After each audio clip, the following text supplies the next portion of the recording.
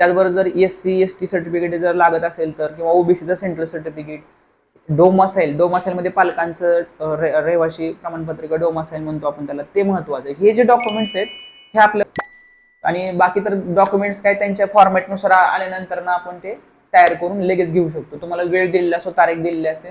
अशा पद्धतीने नवोदय विद्यालयासाठी आपलं हे डॉक्युमेंट्स रेडी करणं आवश्यक आहे. अजून तुम्हाला काही अडचण असेल तर या व्हिडिओमध्ये आपण कमेंट करू शकता. नवोदय विद्यालयासाठी आपल्या मुलांनी खूप मेहनत घेतलेली आहे. काही मुलांचं थोडक्यात सिलेक्शन राहिलेले आहे. तर आता मग वेटिंग लिस्ट पुढे जाऊन येते, आणि वेटिंग लिस्ट कशी लागते, काय कट ऑफ असू शकतो, कशा प्रकारे क्रायटेरिया असतो, याचा डिटेल व्हिडिओ आपला पुढे येणार आहे.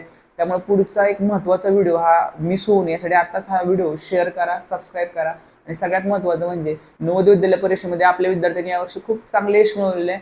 नवोदय विद्यालयाची आपली लाईव्ह ऑनलाईन बॅच ऑलरेडी चालू झालेली आहे.